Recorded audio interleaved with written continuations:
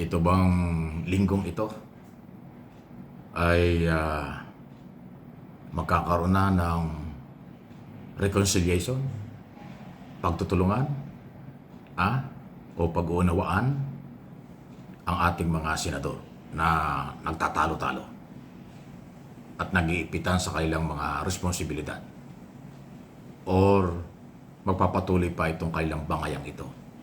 Kasi kaya ko natin tinatalakay, silang lahat ay ating pinapasweldo. Silang lahat dapat nagtatrabaho para sa kapakanan ng bayan. Ngayon po mayroon dalawang issue diyang matindi. Yung draft report ng Blue Ribbon Committee.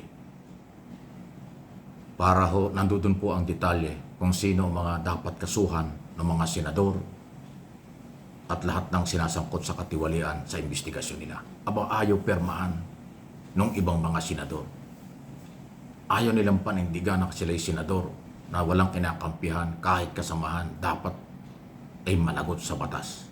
Hindi ho pinipirmahan until now Aapat pa yung nakakapirma samantalang majority ng mga senador ay membro ng makapangyarihan Blue Ribbon Committee.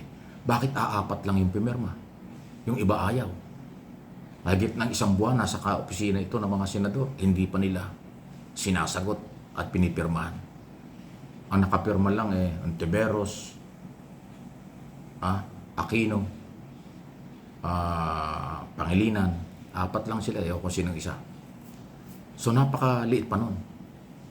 Walang pang ni isang nasa minority under Cayetano Group ang pumipirma samantalang sila member ng komite. At siyempre, sa aking opinion dyan sa nangyayari yan, kaya ayaw nilang pirmahan kasi nakapaloob doon ang mga senador na inirekomendang kasuhan ng plunder, malversation of public fund, at saka graft and corruption. Yun lang yun.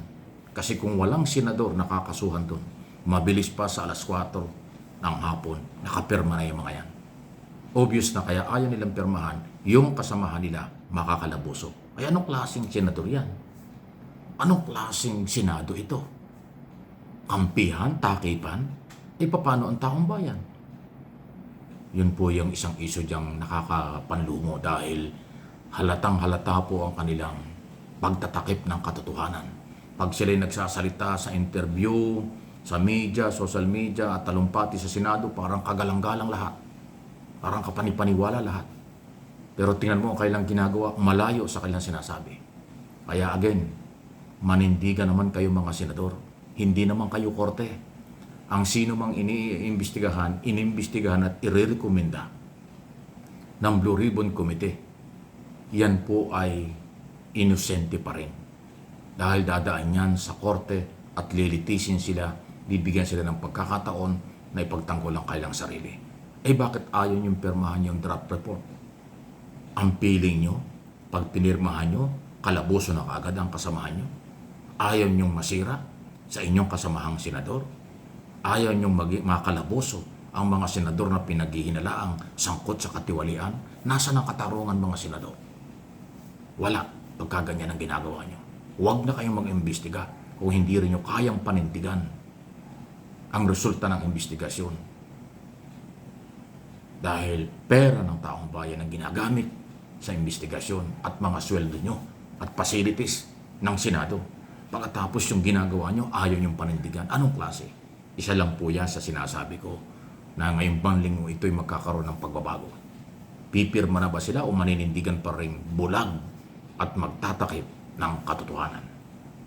Sunod ay itong issue sa pagitan ni Lacson, Senador Lacson at Senador Marcoleta. Mananahimik na ba sila o magsasagutan pa ulit?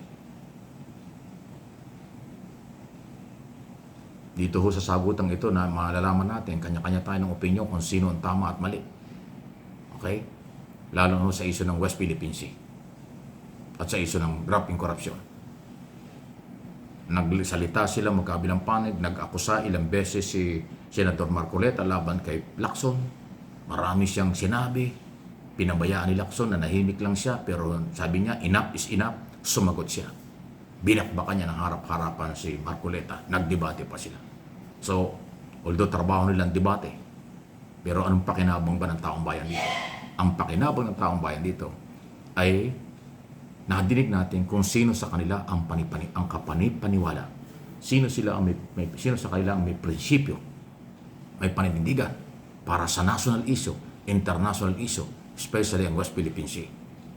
At ang national issue, ang investigasyon tungkol sa graft and corruption. Yan po yung naglulumiyad na katotohanan dyan between Lacson at Marcoleta. Kaya pwede silang magkasundo na, pwedeng hindi. Pero ang mamamayang Pilipino may kanya-kanyang malinaw na obserbasyon at pananaw sa isyong ito, katulad ng aking channel, na ito'y tulay lang ng mga impormasyon sa ating sinasabi, opinion, interpretation sa mga kaganapan. Sila po ay mga public official, mga public servant, pinapasweldo ng taong bayan, pero ng mamamayan ang kanilang ginagamit sa Senado at kanilang mga sweldo, maging sa Kongreso o lahat ng ahensya ng gobyerno, sa national government, mula presidente at local government hanggang barangay chairman, pera ng bayan niya. Kaya hindi pwede silang maging balat sibuyas o onion skin. Hindi sila dapat mapikon kapag pinag-uusapan kung ano ang kailang ginagawa at dapat gawin para sa mamamayang Pilipino. Yun po yun. Hindi tayo lilis dyan. Hindi tayo magiging propagandista ng kahit sino. Sasabihin natin ang totoong obligasyon nila at katotohanan ng dapat nating maramdaman sa kanilang mga pinaggagawa. Resulta, accomplishment na positibo. Hindi yung halatang-halata mong merong isang pamilyang pinagtatanggol, merong grupong ipinaglalaban, at merong bansang kinakampihan. Nakakatituloy ang ilong ko. Dapat isang bansa lang ang kampihan pag Pilipino ka. Pilipinas. Wala nang iba. Ang kakampi sa ibang lugar, kasalanan yan. Kataksilan yan. Sa ibang bansa ka kumampi, hindi mo sa sariling bayan, alang kakwenta-kwentang prinsipyo yan. Ang pinakamahirap yung lahat ng ginagawa at sinasabi, kitang-kita ng taong bayan. Pero yung gumagawa ng ganito, hindi niya alam na siya ay mali. Nagtatanong, paano bang kasalanan ko? Nagtatanong, paano bang sinabi ko na pabor ako sa China? Wow! Natatawa ko doon sa interview ng isang araw eh. Tell me, ano bang sinabi ko na pabor ako sa China? Sabihin niyo kailan? Di ba? Wala daw. O yun ang balakang mahirap. Ang dami mong sinasabi at ginagawa. Tapos hindi mo alam kung ano yung epekto. Perception ng tao sa ganyang klaseng senador ay merong kinikilingan at merong pinoproteksyonan. Ngayon, kung hindi mo alam yon, kung kailan ka nagkamali at bakit mo ginagawa yon, abay, problema mo yan. Hindi yan problema ng bayan. Please like and share.